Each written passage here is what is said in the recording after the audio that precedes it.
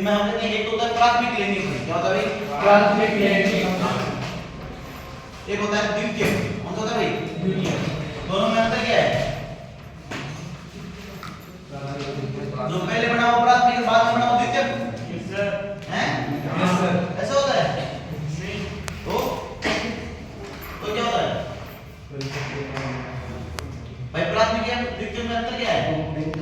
तो हम कहते हैं प्राथमिक लैंगिक अंग वो होते हैं जहां पर युग्मकों का निर्माण होता है। जिसका निर्माण होता है और साथ में लैंगिक हार्मोन बनते हैं। क्या बनते हैं? लैंगिक हार्मोन। तो हम कहेंगे प्राथमिक लैंगिक अंग में हम कहेंगे कि यहाँ युग्मकों का निर्माण होता है। क्या होता है?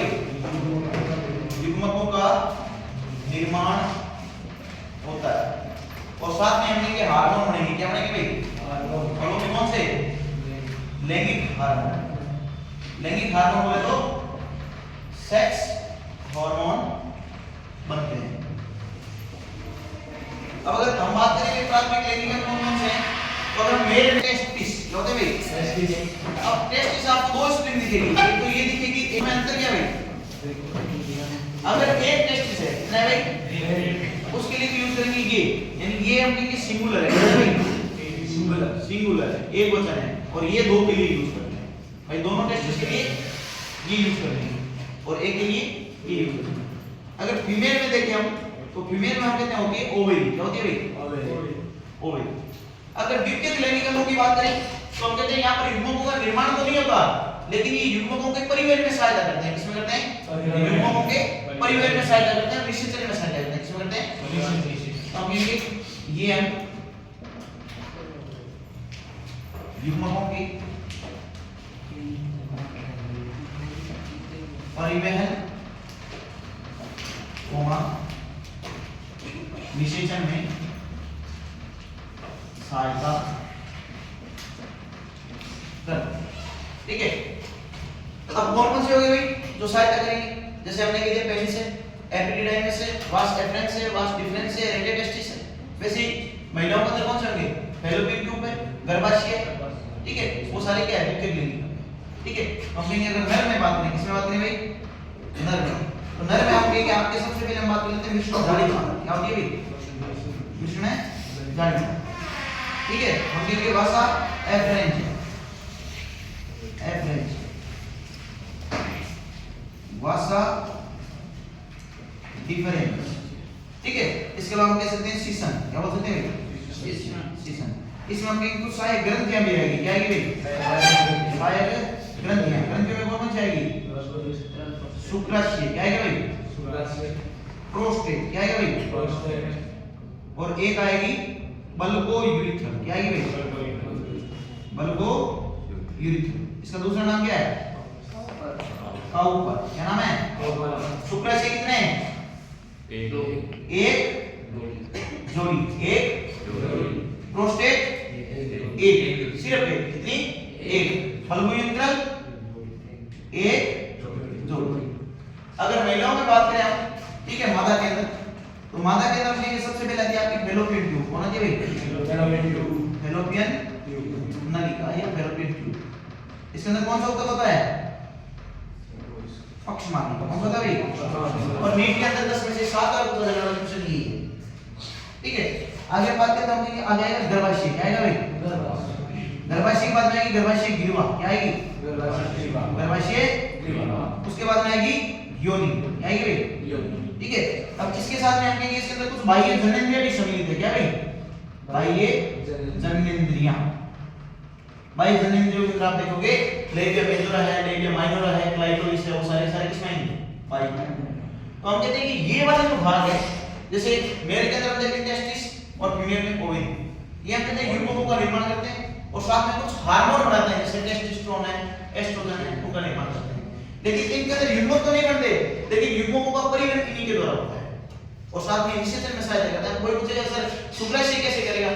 तो भाई शुक्राशय क्या करेगा? कुछ तरल निकलेगा, जैसे फ्रक्टोज निकाल दिया, तो फ्रक्टोज आगे जाकर क्या करेगा? शुक्राणु की ऊर्जा में जुड़ होते हैं और मैं कह निषेचन में क्या करता है?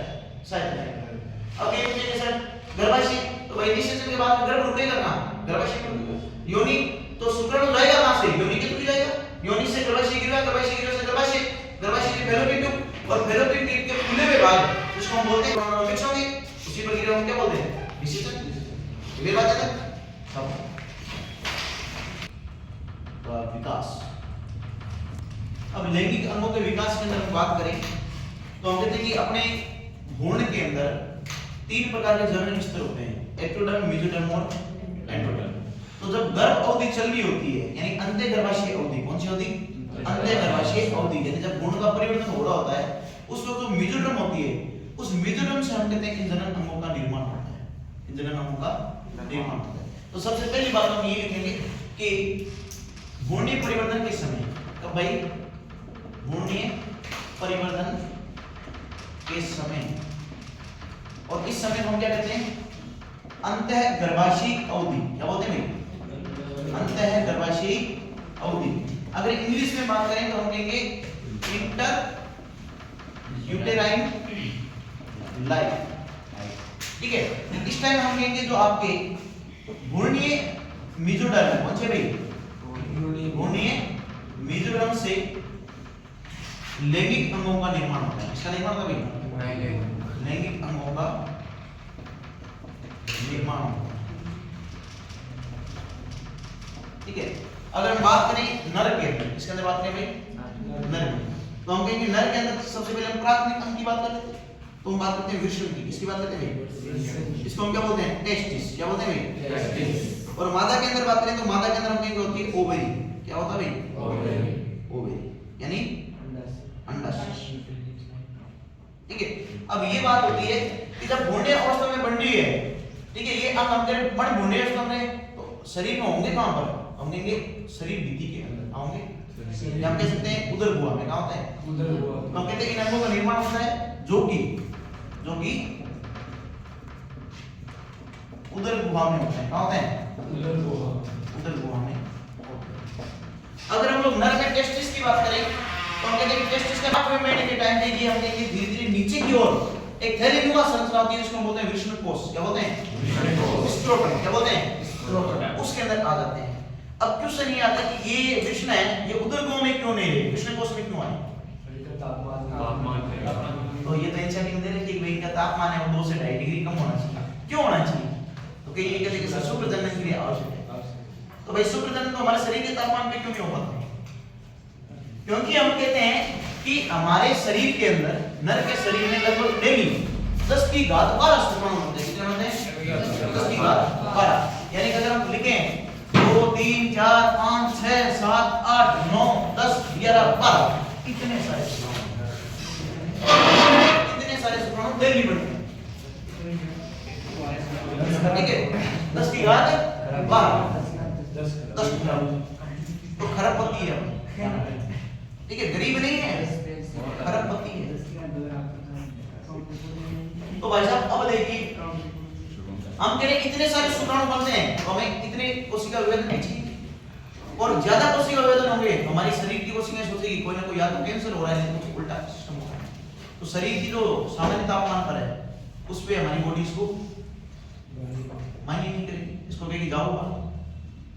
इसीलिए हम कहते हैं कि वृषण उदर गुहा के बाहर एक थैलीनुमा संरचना है। अगर सामान्य होता जैसे अपनी कोशिका हम कहते हैं 24 घंटे लगते हैं, अपनी जो सेल डिवीजन वाली एंजाइम होती है, देखिए मानव की एक कोशिका को विभाजित होने में 24 घंटे का टाइम लगता है, लेकिन ये तो देखो 24 घंटे में कितनी बनी हुई? 10 की घात 12 10 से खराब, ठीक है। इतनी ज्यादा विभाजन होने के कारण हम कह रहे हैं कि जब ज्यादा विभाजन होगा तो शरीर का तापमान बढ़ जाएगा, ठीक है। इसलिए तापमान भी ज्यादा हो जाएगा, उसको भी रेगुलेट करना पड़ेगा। इसलिए हम कहते हैं पहले क्या है 2 से 2.5 डिग्री टेंपरेचर कम कर दिया। तो हम कहेंगे कि भ्रूणीय परिवर्तन के 8वें महीने में क्या कहेंगे भाई? भ्रूणीय परिवर्तन के 8वें महीने में उदर गुहा में निर्मित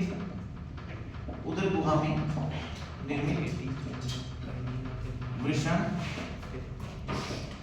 आपके इंजोइनल कैनाल, कौन सी कैनाल है भाई?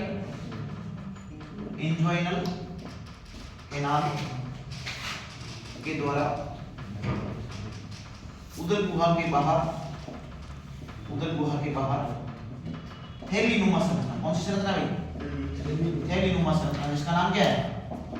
क्या नाम है भाई? बोलो। वृषणकोश या स्क्रोटम में आ जाता है, अब क्यों आ जाते हैं वो भी लिख लेते हैं, क्योंकि शुक्र जनन के लिए, इसके लिए भाई शुक्र जनन के लिए आवश्यक तापमान क्या होता है भाई? आवश्यक तापमान कितना कम होना चाहिए? 2 से 2.5 डिग्री सेल्सियस है कम होना चाहिए। क्लियर बात? क्या अंडा सीवी के नीचे आएंगे? नहीं, ये हम कहेंगे उदर गुहा के अंदर ही रहते हैं। क्या रहते हैं भाई? उदर गुहा के अंदर। ठीक है, हम कहेंगे निर्माण पश्चात उदर गुहा में रहते हैं। क्या रहते हैं भाई? उदर गुहा में। अब कोई ये पूछ लेगा कि भाई इनकी लोकेशन क्या है, दोनों की लोकेशन बता दो शरीर में, हमारे शरीर में कहाँ है अभी के टाइम में? तो हम कहेंगे श्रोणी में। कहाँ है भाई? तो हम कह देंगे इनकी कहाँ है लोकेशन? इनकी लोकेशन दोनों की श्रोणी में। कहाँ है भाई? श्रोणी भाग। क्लियर बात? छापो।